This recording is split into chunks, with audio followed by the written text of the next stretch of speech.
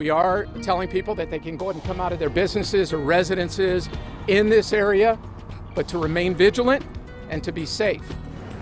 After hours of sheltering in place, police lift restrictions in northwest Austin, but the man they say shot and killed 3 people is still on the run. And we continue our team coverage this evening as the search for the shooter heads into the overnight hours. This is the man police are looking for, 41-year-old Stephen Nicholas Broderick. He's now considered a fugitive, and police say he is armed and dangerous.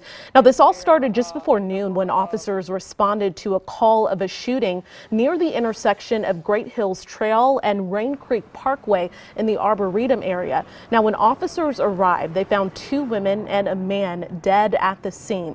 Soon after, a reverse 911 call announced a shelter in place. At that time, many of the businesses there in that area had closed up, and Loop 360 between Spicewood Springs and 183 was shut down.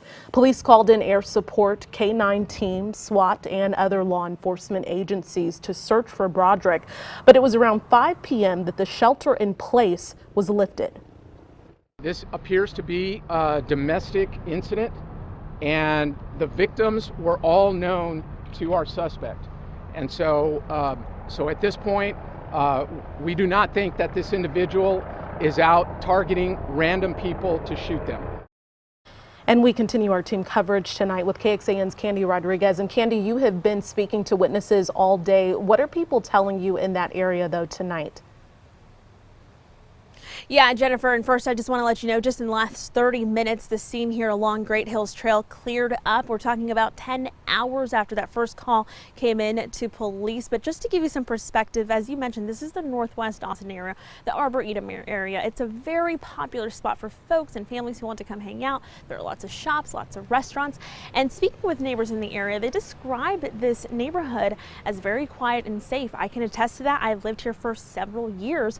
So that's why when I spoke with neighbors, they tell me what happened today was unexpected.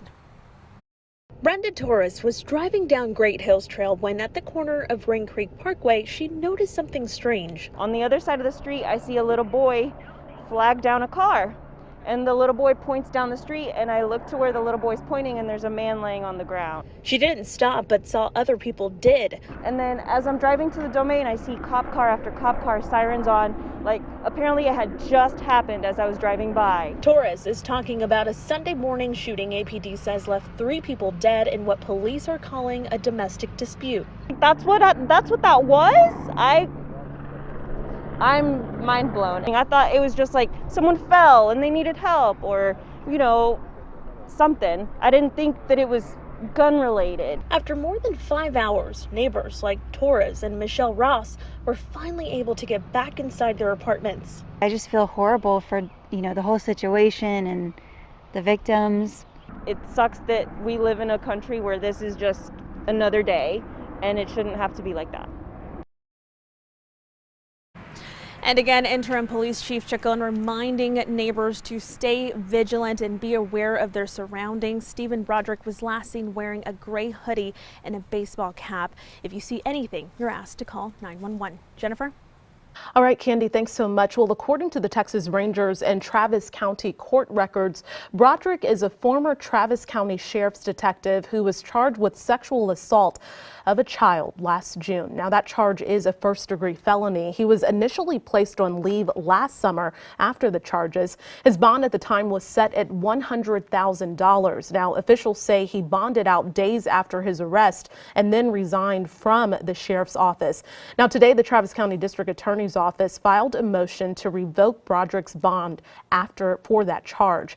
Before he worked for Travis County, Broderick also worked for the Bastrop County Sheriff's Office. KXAN News reported on a March 2013 shooting involving deputies with that office, and Broderick was identified as one of the deputies at the scene. In 2011, Broderick was awarded Deputy Sheriff of the Year by the Bastrop County Sheriff's Office.